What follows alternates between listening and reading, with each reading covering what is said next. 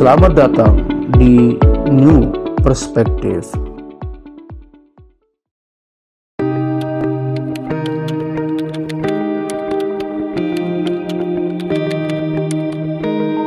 Assalamualaikum warahmatullahi wabarakatuh. Ya, berjumpa lagi bersama saya Ahmad Yani dan Pak Dr. Saiful Hamdi. Pada sore kali ini kita akan berdiskusi nih Bang, terkait dengan dinamika politik menuju Pilpres 2024 yang terus kian hangat begitu.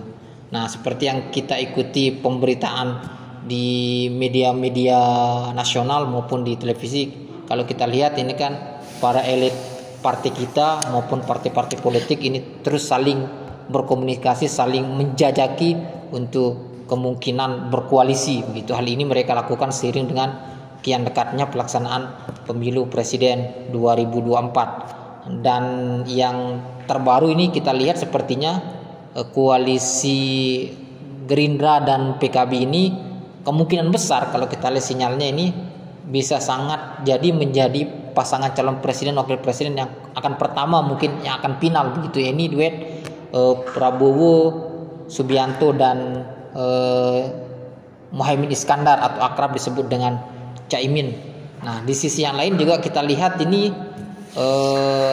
Ketua Umum DPP Partai Nasdem ini melontarkan wacana duet Anies Baswedan dan Ganjar Pranowo. Nah, seperti yang kita ketahui bahwa dalam rakernas DPP Nasdem ini kan menghasilkan 3 nama rekomendasi calon presiden yang akan diusung oleh Partai Nasdem, yaitu Anies Baswedan, Ganjar Pranowo dan Andika Perkasa gitu.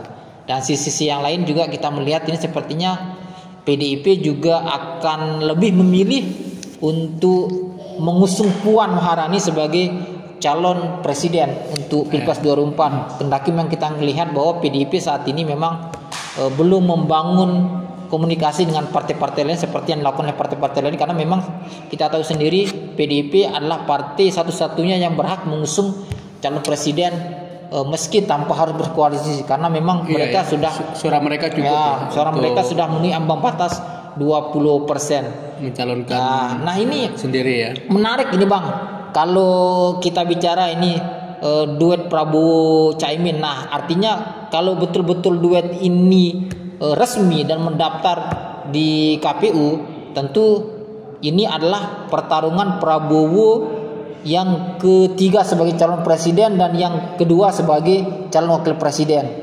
Nah, sedangkan ini akan menjadi pertarungan pertama Caimin di Pilpres 2024. Nah, seperti apa pandangan Abang melihat duet ini begitu Bang, Prabowo dan Caimin ini? Karena bagaimanapun kan kita kenal selama ini bahwa Prabowo adalah sosok nasionalis dan Caimin adalah sosok santri dan mewakili kalangan religius begitu Bang. Ya Mas Yani, ini saya kira duet yang cukup menjanjikan ya. Artinya mengancam pasangan-pasangan lain karena saya melihat dua tokoh ini punya masa tertentu, artinya punya basis masa yang jelas. Prabowo kita tahu beliau dari kalangan militer, pengusaha, dan punya mesin partai yang kuat, Gerindra. Punya mesin partai yang kuat, yang memegang ideologi kepartean. Dan beliau sudah punya pengalaman 2 kali mencalonkan diri pada Pilpres kemarin dan tentu kita lihat memang beliau tersandung dengan adanya Jokowi. Kalau nggak ada Pak Jokowi mungkin Prabowo sudah jadi presiden kan. Kemudian ada Jokowi ini, kemudian Prabowo harus dipending gitu. Nah, jadi saya melihat Mas Yani ini saya kira pasangan yang punya basis masa yang jelas ya. Tadi Pak Prabowo kita bahas, lalu Caimin ini begini-begini juga tokoh PKB yang cukup eksis ya, suaranya selalu naik gitu. Jadi Caimin ini saya lihat sangat piawai ya dalam memainkan ritme politik ini politik ya. Karena satu-satunya yang bisa memanfaatkan tokoh sebagai calon itu PKB. Hanya PKB ya. Dulu pernah memencalonkan Rhoma Irama kan. Walaupun Rhoma Irama gak masuk survei ya, yang jelas PKB sudah dapat untung kan ketika mencalonkan Rhoma Irama dan suaranya naik terus. Nah, tentunya Caimin ingin ya perlu lompat karir lah ya. Dia kan sudah lama di anggota dewan, jadi menteri juga berapa kali. pernah jadi menteri. Nah sekarang kenapa kemudian Caimin pingin menjadi wakil presiden? Artinya ini momentum Caimin untuk maju di Pilpres 2024 begitu? Iya, momentum beliau, dan saya kira sekarang ini masanya memang NU sedikit berbeda dengan pimpinan Said Agil Siraj yang sangat dekat dengan PKB. Kita tahu kan ada perpecahan sekarang nih.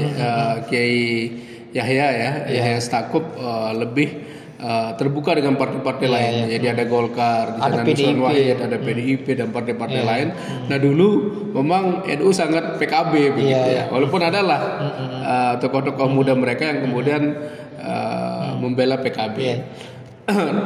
Jadi gitu Mas Anies. Jadi saya melihat paket ini bisa saling melengkapi, ya punya prospek yang bagus, dan saya jujur aja masih penasaran dengan Pak Prabowo nih Mas. Dengan visi misi besar beliau, bagaimana membangun Indonesia, selalu berbicara rakyat kecil. Dulu kita ingat nggak, beliau ingin membagikan susu supaya anak Indonesia ini sehat gitu kan. Artinya Gerindra ini tidak harus dia berseberangan dengan PDIP karena secara ideologis mereka ini punya basis massa yang menurut saya punya konsep ideologis yang mirip menurut saya. Tapi karena kepentingan politik kita tidak tahu ya, karena kayaknya ya Mega dengan Prabowo akan split lagi.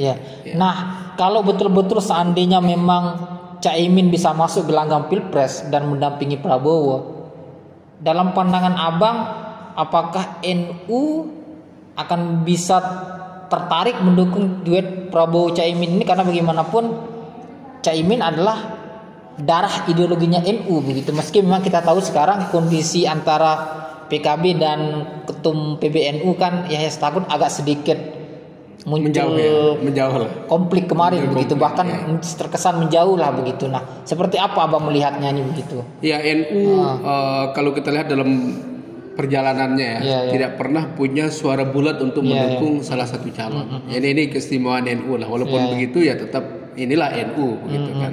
Saya yakin akan terjadi perpecahan massa. Tetapi kalau misalkan Prabowo kan basisnya beliau ini di kelompok-kelompok Islamis yang kemarin saya nggak tahu setelah kemudian beliau tidak lagi didukung oleh teman-teman FPI, mungkin ini beda cerita lagi gitu. Tetapi basis Prabowo Gerindra ini kan di Jabar Mas, Jawa Barat, Sumatera, yang keislamannya kuat, Lombok, ini kuat Pak Prabowo di Lombok walaupun tokoh-tokoh Lombok tuan gurunya mendukung Jokowi tetap aja kalah kan. Dan hampir setiap Pilpres Prabowo selalu menang di NTB. Karena beliau punya karakter yang sangat yang disukai oleh teman-teman kita di Lombok ini. Nah kemudian anggaplah Caimin ini kan di Jawa Tengah walaupun beliau kalah kemarin beliau kan mendukung yang jadi Menteri Tenaga Kerja sekarang jadi wakil, tetapi kalah waktu itu duet dengan Gerindra juga di Jawa Tengah, di Pilkada Jawa Tengah. Nah basisnya saya lihat memang di Jawa Timur, atau basis masa NU dan juga Caimin kan orang Jawa Timur juga.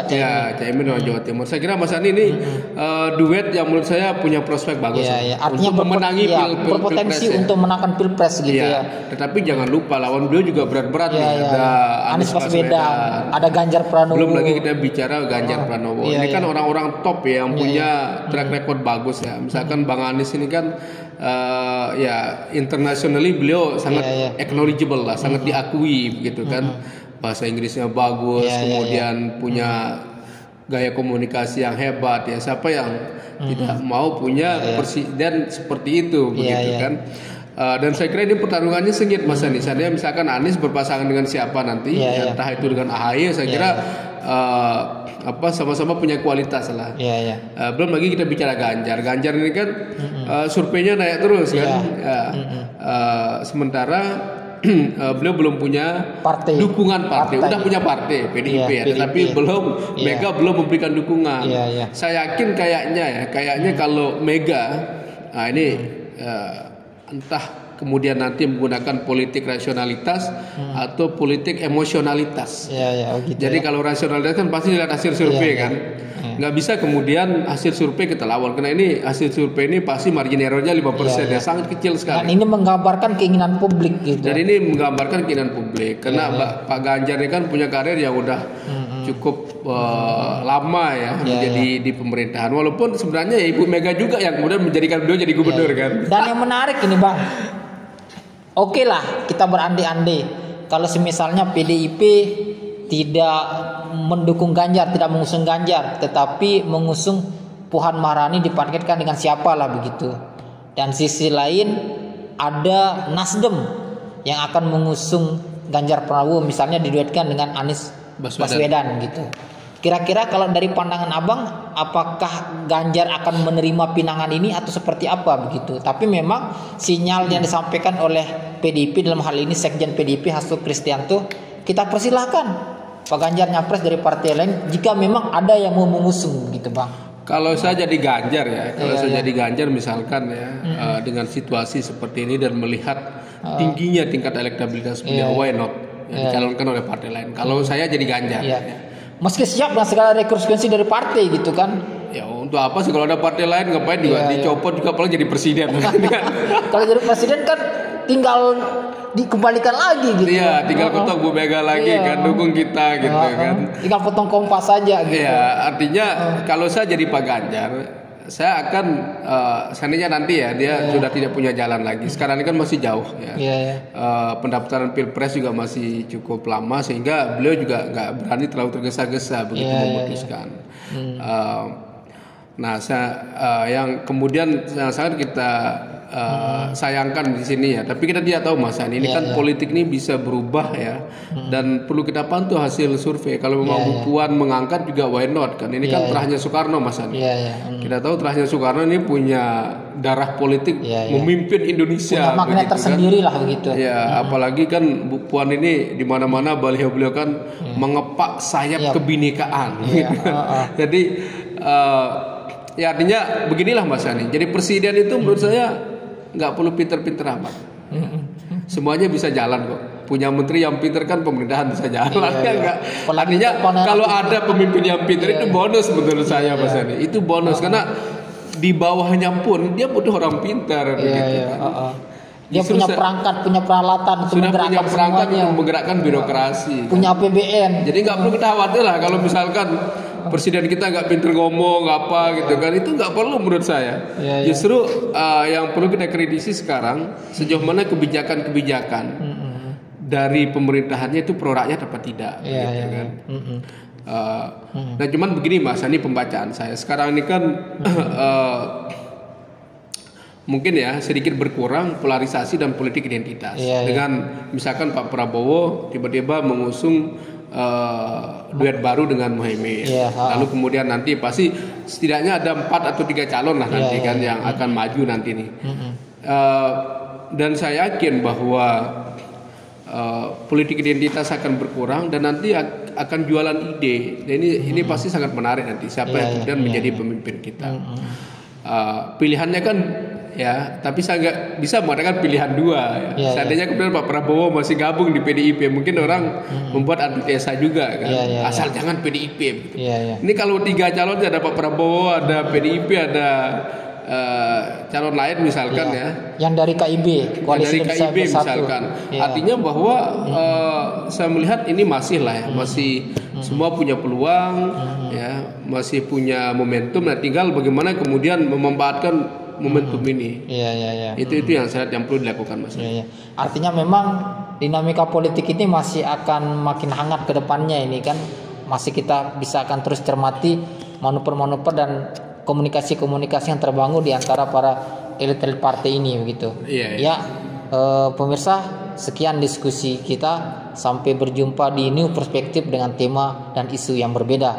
Assalamualaikum warahmatullahi wabarakatuh. Waalaikumsalam.